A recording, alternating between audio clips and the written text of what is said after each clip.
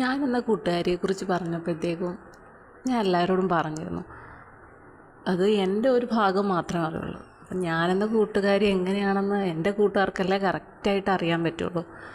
ഞാനെന്ന് പറഞ്ഞിരുന്നു, ഞാൻ എൻ്റെ ഏറ്റവും അടുത്ത, അത് കുഞ്ഞുനാളിൽ മുതൽ തുടങ്ങി ഈ നിമിഷം വരെ എൻ്റെ ഒപ്പം ഉണ്ടായിരുന്ന എൻ്റെ ഫ്രണ്ട് ഉണ്ട്. അപ്പം അവളുടെ അടുത്ത് ചോദിക്കാം എന്ന് ഞാനന്ന് പറഞ്ഞിരുന്നു. അപ്പോൾ ഇന്നലെ ഞാൻ അവളോട് ചോദിച്ചിരുന്നു. ഞാനൊരു കാര്യത്തിന് വേണ്ടിയിട്ടാണ്, പിന്നെ ഞാൻ പറയാം എന്താണ്, കാരണം അവർക്കാർക്കും അറിയില്ല ഇതിനെക്കുറിച്ച്. നിനക്ക് ഞാനെന്ന ആ ഫ്രണ്ടിനെക്കുറിച്ച് നിനക്ക് എന്താ പറയാനുള്ളത് എന്ന്. അപ്പോൾ തിരിച്ചവൾ വോയിസ് അയച്ചു. വോയിസ് അയച്ചത് സ്വാഭാവികമായിട്ടും പറയുന്നത് പോലെ തന്നെ അവളുടെ അഭിപ്രായത്തിൽ അവൾക്ക് കുഞ്ഞുനാളിൽ മുതൽ അറിയാവുന്ന ഒരു സുഹൃത്ത് ഞാനാണ്. എന്നെപ്പോലെ വേറെ ഒരു സുഹൃത്തും അവൾക്കില്ല. അതവൾ അങ്ങേയറ്റം നല്ല രീതിയിൽ തന്നെ എന്നെ കാണുന്നു എന്നുള്ളതാണ് പറഞ്ഞത്. അങ്ങനെ കേട്ടപ്പോൾ എനിക്ക് ഒരുപാട് സന്തോഷമായി. കാരണം ഈ നിമിഷം വരെ എൻ്റെ ഏറ്റവും വലിയതെന്ന് പറഞ്ഞാൽ നമ്മൾ കുഞ്ഞിലേ തൊട്ട് കാണുന്നു. നമ്മൾ അക്ഷരം പഠിക്കുന്ന സമയം മുതൽ ഒരുമിച്ച് പഠിക്കുന്നു. പിന്നീട് ഇടയ്ക്ക് വെച്ചിട്ട് നമ്മൾ ഓരോ കോഴ്സ് എടുക്കുമ്പോൾ മാറിപ്പോകുന്നതല്ലാതെ ആ ഒരു വ്യത്യാസം വരുന്നു എന്നുള്ളതല്ലാതെ ഒരുമിച്ചാണ് ആ മനസ്സ് പോകുന്നത്. കാരണം അതിൽ വേറൊരു കാര്യം എന്ന് വെച്ചാൽ അവൾ നഴ്സിംഗ് പഠിക്കാനായിട്ടാണ് പോയത്. അപ്പം വീട്ടിൽ നിന്നല്ലല്ലോ പഠിക്കുന്നത്, ഹോസ്റ്റലിൽ നിന്നാണ് പഠിക്കുന്നത്. അപ്പം ഞാനാണെങ്കിൽ ഡിഗ്രിക്കും പോയി. അപ്പം ഞാൻ അപ്പച്ചൻ്റെ വീട്ടിൽ നിന്നാണ് പഠിച്ചത്. അപ്പം ഞാൻ ആഴ്ചയിൽ വീട്ടിലേക്ക് വരും, അവധി വരുമ്പോഴും വരും. അപ്പം അവളുടെ അമ്മ അതുവഴി പോകുമ്പോൾ തിരക്കും. രണ്ടുപേരും നാട്ടിലില്ലാത്തവരല്ലേ.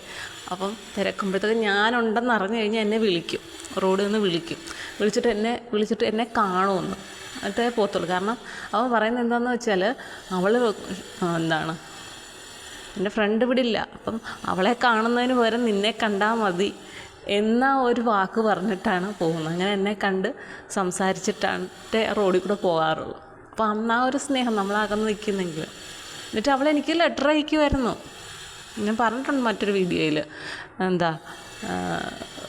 കോളേജിലേക്ക് എൻ്റെ അഡ്രസ്സിൽ ലെറ്ററൊക്കെ അയക്കുമായിരുന്നു. അന്ന് എനിക്കത് ഭയങ്കര സന്തോഷമായിരുന്നു. വെച്ചാൽ കാരണം അങ്ങനെ എല്ലാവർക്കും ഒന്നും കിട്ടുന്നതല്ലല്ലോ അങ്ങനെ ഒരു ലെറ്റർ നമ്മുടെ കോളേജിലേക്ക് നമ്മളെ അന്വേഷിച്ച് വരിക എന്ന് പറയുന്നത്. അപ്പം ആ ഒരു പ്രത്യേകത കൂടി ഒരു ബന്ധത്തിനുണ്ട്. മിടിക്കുകയാണ് കേട്ടോ. എന്ന് വെച്ചാൽ കേക്കൊക്കെ ഉണ്ടാക്കും, നല്ല കുക്കിങ്ങും ഒക്കെയാണ്. അവളൊരു ചാനലൊക്കെ തുടങ്ങിയിരുന്നു. പക്ഷേ പിന്നെ അവൾക്ക് സമയം ഇല്ലാത്തതിൻ്റെ പേരിലാണ് അവളുടെ അനിയത്തിയും കൂടെ ചേർന്നാണ് തുടങ്ങിയത്. അപ്പം സമയമില്ലാത്തതിൻ്റെ പേരിൽ കുറച്ച് ഇടയ്ക്കൊക്കെ വീഡിയോസ് ചെയ്യാൻ പറ്റുന്നില്ലെങ്കിലും ഞാൻ ഇടയ്ക്കിടയ്ക്ക് വെച്ച് നോക്കാറുണ്ടത്. നമുക്കതൊന്നും ചെയ്യാനുള്ളത്, നമ്മൾ പാചകം എന്ന് പറയുന്ന ഒരു കല തന്നെയാണ്. അതിനൊരു ക്ഷമയൊക്കെ അത്യാവശ്യമുള്ള കാര്യമാണ്. ഞാൻ ചെയ്യുക എന്ന് പറയുന്നത് എളുപ്പമാർഗത്തിലുള്ള കാര്യമാണ് ഞാനിപ്പോൾ ചെയ്തുകൊണ്ടിരിക്കുന്നത്. ആ ഒരു രീതിയിലുള്ള, എന്നാലും ശ്രമിക്കും. അത്യാവശ്യം ടേസ്റ്റൊക്കെ ഉണ്ടാവാൻ വേണ്ടി ശ്രമിക്കാറുണ്ട്. ചിലതൊക്കെ മോശമായി പോകും. ചിലതൊക്കെ ഞാൻ ഉണ്ടാക്കി ഇതെന്താ ഞാൻ ഉണ്ടാക്കി വെച്ചിരിക്കുന്നത് എന്ന് തന്നെ ചോദിക്കും. ഞാൻ എന്നോട് ചോദിക്കുന്ന കാര്യമാണ്. പക്ഷെ അവൾ അങ്ങനെയല്ല, നന്നായിട്ട്. പക്ഷെ ഞാനൊന്നും കഴിച്ചിട്ടില്ല ഇതുവരെ. അവൾ ഉണ്ടാക്കിയ ഒരു ഫുഡ് പോലും ഞാൻ കഴിച്ചിട്ടില്ല. പക്ഷേ നന്നായിട്ടുണ്ടാക്കും എന്നുള്ള ഒരു അഭിപ്രായം ഉണ്ട്. അതെന്തെങ്കിലും ഒരിക്കൽ അവളിൽ നിന്ന് എനിക്ക് കഴിക്കാൻ പറ്റണമെന്നൊരാഗ്രഹമുണ്ട്. അതിനുള്ള ഒരു സമയം വരട്ടെ എന്ന് ഞാൻ കരുതുന്നു. അപ്പോൾ ഇതവൾ കേൾക്കുന്ന സമയത്ത് എനിക്ക് പറയാനുള്ളത്, ഞാൻ അവിടെ വരുമ്പോഴത്തേക്കും വരിക, എനിക്കിഷ്ടമുള്ള ഫുഡ് ഉണ്ടാക്കി തരാനുള്ള ഉത്തരവാദിത്വം കാണിക്കണം കേട്ടോ. അതാണ് എൻ്റെ ഫ്രണ്ടിന് എന്നെക്കുറിച്ച് നല്ല അഭിപ്രായമാണ്. അതാണ് എനിക്ക് അവളാണ് ഇന്ന് വരെ എൻ്റെ ഫ്രണ്ട് എന്നാണ്. പിന്നെ ഇനി 1-2 പേരോടുണ്ട്. അവരോടൊക്കെ ചോദിക്കുമ്പോൾ അവരെന്തൊക്കെ പറയും എന്നുള്ള കാര്യം പിന്നീട് നോക്കാം. ഓക്കെ.